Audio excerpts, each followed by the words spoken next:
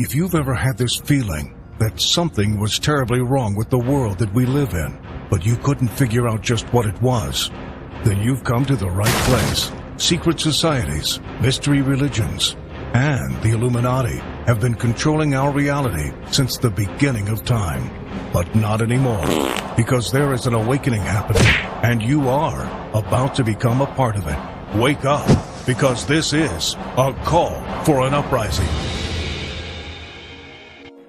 Martin Scorsese used to be the high priest of the LA group, but 6 years ago he was replaced by Jim Carrey. And, I was just so shocked when I heard that Jim Carrey was involved with the whole thing. I guess the real Jim Carrey was in Living Color, and somewhere after leaving Living Color, joined the Satanism sect of Hollywood, got demons to help him become a better actor and more funny. And so now when you see him acting out his comedian roles, you're seeing the demons that he has work through him. Jim Carrey's daughter is joining American Idol show. I didn't even know he had a daughter. And she wasn't that fantastic of a singer, I guess. But you know what? When the whole season starts with American Idol, like, they're going to say no. Okay, everybody knows who Jim Carrey is. He's the high priest of L.A. His daughter wants on American Idol. She's getting on American Idol. I would have died laughing if one of them had said no. That would have shown kahunas.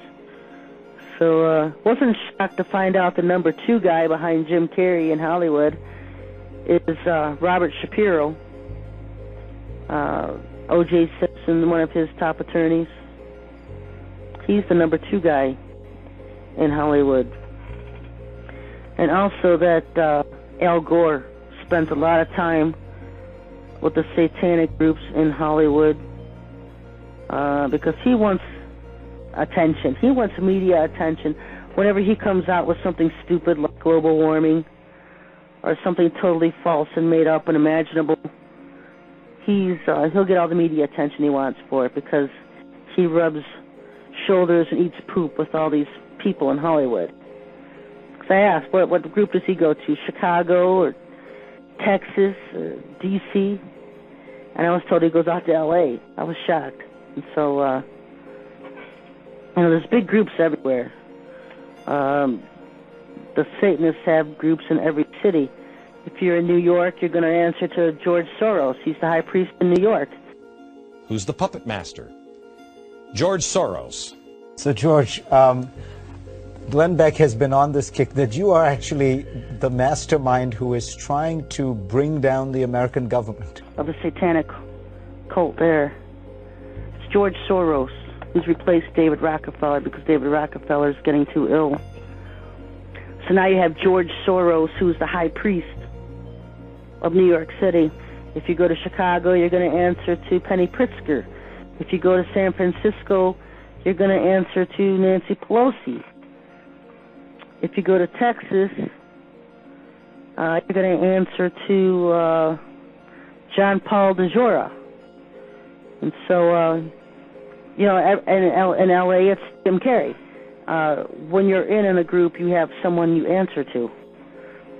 John Paul DeJoria in Texas, everybody will know who he is when I mention this. He's the one behind Paul Mitchell Hair Products. In fact, he was a business partner with, I don't know if it was Paul Mitchell direct or that him and his business partner created Paul Mitchell Products. But he killed his partner when he realized how wealthy he could get over these products. And so he's behind all the Paul Mitchell hair salon products. He's also behind the Patron Ultra Tequila, some kind of tequila alcohol that's out. And so he's made billions off of hair products and tequila. And he is the high priestess of Texas. What's interesting about Texas is that Joel Osteen was just nominated, I guess promoted to be the spirit counselor for the Houston area. And I've told you all these religious people are Satanists, folks, and it's Paul White and Joel Osteen both are spirit counselors for their areas, their area groups, and they're the ones that are in charge of recruiting and keeping tabs on people inside the group. They help run the group's day-to-day operations. They talk to spirits about what people inside the group are doing. If you're in a satanic group or brotherhood or whatever part, they keep tabs on you 24/7. There are demons who watch you. And if you're not doing something that would please Satan, they report you to people that are in your occultic group. And so, Joel Osteen would be the one that these demons go to and say, hey, this woman over here, she's not doing enough dirty, evil deeds. And then Joel could report that to the high priest or priestess, and that woman could be in trouble. I mean, you're not free in these things. You're very tightly controlled and watched. And like I said, everybody has a ministry. So this is Joel Osteen's ministry for Satan, being a spirit counselor within the occultic group. And remember, they don't call demons friendly spirits. Or demons. They call them friendly spirits. No surprise. And no one knows how to use demons more than Joel Osteen does. Kenneth Copeland, all of them involved. They all just basically sit back and watch because they've already been through the ranks, already at the top, and they move over to give other people access to positions. I mean, you don't get much worse when you're already so far up at the top that you hear from Satan direct himself. I mean, because I was asking, well, why aren't Bill Clinton or George Bush or Hillary Clinton or Dick Cheney, why aren't these people priestesses, high priests and high priestesses? It's because they already hear from Satan direct. He already speaks to them directly, so they don't have to be a high priest or high priestess. He speaks to them directly and tells them what to do. They take their orders directly from Satan. If you're in an occultic group, you take your orders from the high priest or high priestess, and he doesn't think you've sacrificed enough. There was a conversation where Jim Carrey told John Travolta he didn't have enough sacrifice, so he told him he had to sacrifice his son or his wife, and made John Travolta choose between his son or his wife. One of them was going to be sacrificed. So what did we hear about 2 or 3 years ago? We heard about how his son fell in the bathroom on vacation and died. Yeah, that was John's decision. That was his sacrifice for Jim Carrey and Satan. Because you can only kill animals for so long, folks. This is A Call for an Uprising. Welcome to today's show. I wanted to cover this topic because this is what you're going to see start occurring. It's already going on. We know that there's these new age teachers like Joel Osteen who are pushing a false doctrine, who still will use Jesus' name for the sake of their own agenda, which is to mislead people into eventually worshiping the Antichrist. They're using Christ's word through preaching about love and tolerance, which is twisting the words of Scripture. But I wanted to point out this scumbag, Jim Carrey. Jim Carrey, who is rumored to be the high priest in Los Angeles of the satanic sect, a guy who we've seen on Saturday Night Live, on Jimmy Kimmel, boasting about being a part of the Illuminati, throwing up the symbols, dressing up as the Baphomet, as Satan. We've seen it all with this guy. Now he is becoming this vocal New Age teacher. That is what his job has become. That is why he has faded out, because he is a high priest in the Satanic Order. And now what they have him doing is he's going out, he's speaking at universities, he's speaking a New Age doctrine, he's become a quote-unquote artist, making these satanic paintings, doing all sorts of things to draw people in, because that's what these celebrities do. They draw people in. People worship them. They are false idols. People need to stay away from them. And what Carrie's doing now is he's actually going around. Here he's heading to a prison. He's talking about a program that he's put in place for people who have suffered through trauma, for the youth who have suffered through trauma. As all of you know about trauma-based mind control and how these Satanists work, they inflict this trauma on people. So how ironic that he's targeting this and trying to get meds into these prisons to almost rehabilitate these prisoners, because they're going to target these people and the homeless out there to rehabilitate them, to have them be worshipers of Satan, to follow into this New Age doctrine.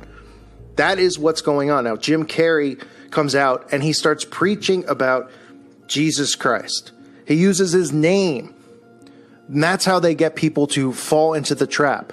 Because remember, when we hear them, the enemy, say God, they're not talking about our Father in heaven. They're talking about Satan. That's how these Freemasons operate. To them, Lucifer is God. That is how these Satanists work. They use the word God. That's why you hear celebrities always thank God when they win awards. They're not talking about our Father in heaven. What you're going to hear more and more of now is you're going to hear them mixing in Jesus Christ, talking about him as if he was just a mortal man, which Christians will not be able to see past, because they're going to be so blinded and goo-goo gaga over these celebrities that they're not even going to realize that they're talking about Jesus as if he was just a person. Now, Carrie is talking about salvation through yourself and your deeds, and you're balancing your life, and the same stuff we read about that these Masons learn, that all these Satanists learn, which is what the Baphomet represents, right? Balance and duality, or good deeds outweigh your bad deeds. That's what they believe. That is eventually what everyone is going to believe. That's what they are pushing for.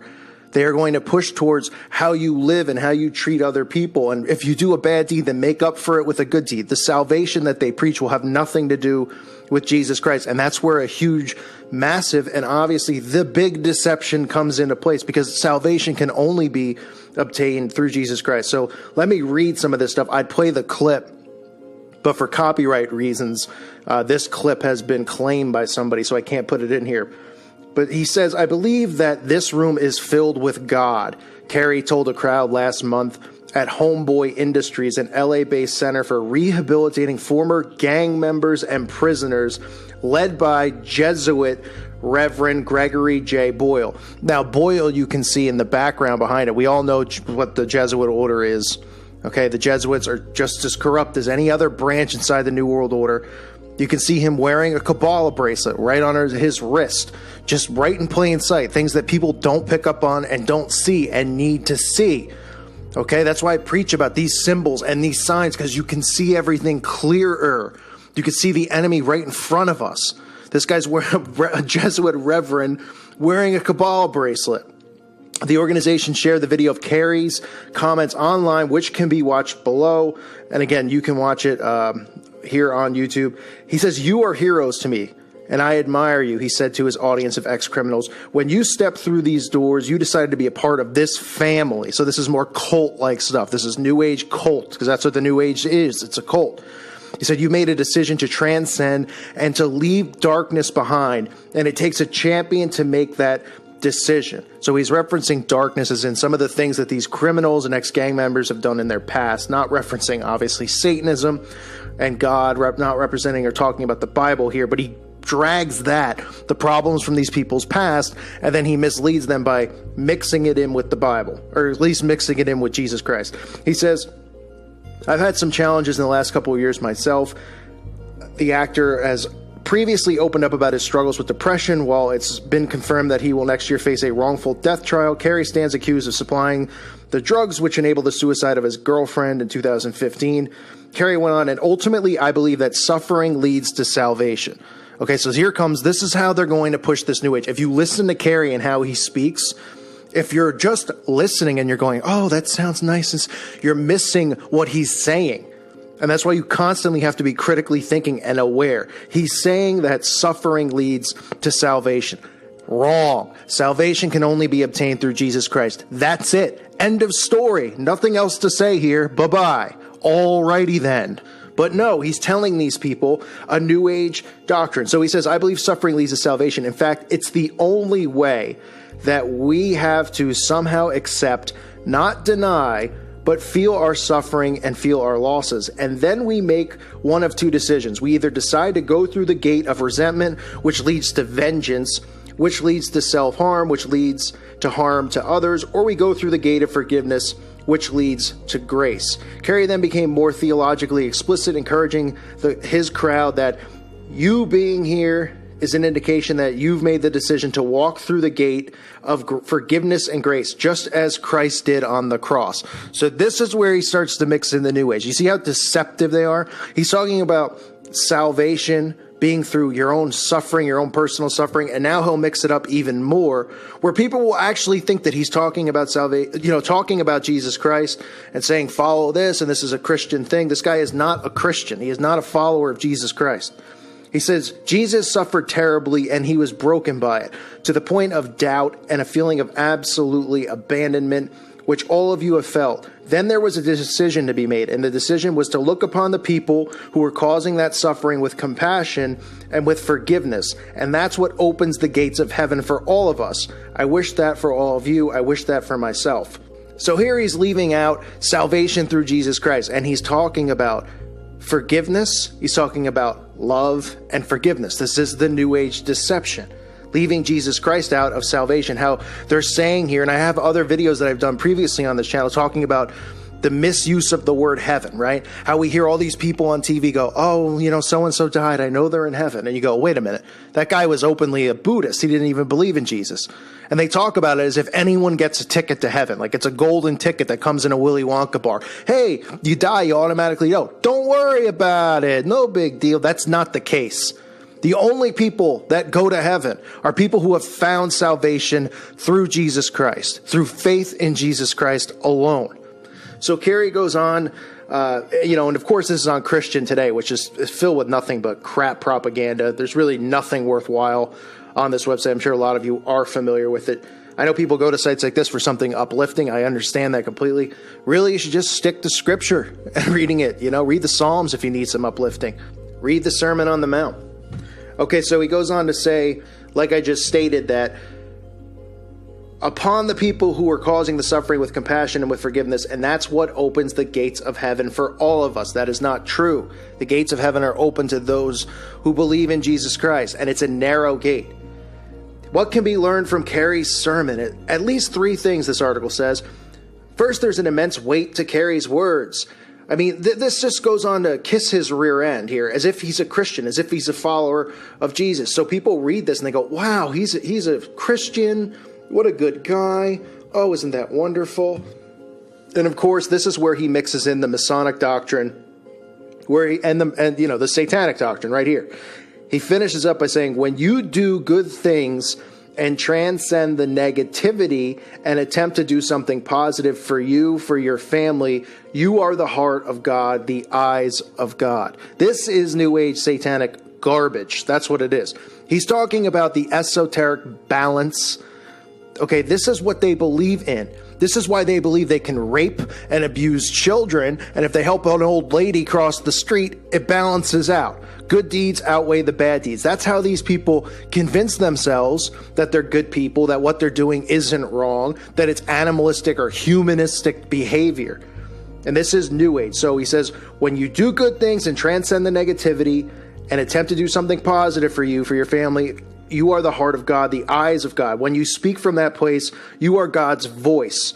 Now remember, the Masons are told that they are gods. All of these people in the occult, they believe that they're gods amongst us, here to rule over us. We know that the fake Jews feel that way. Okay, this is fact. This is in their doctrine. They believe that they are their own gods, period. So he's saying when you speak from that place, you are God's voice. Wrong. When you make a loaf of bread in this kitchen, that is a Eucharist, he says.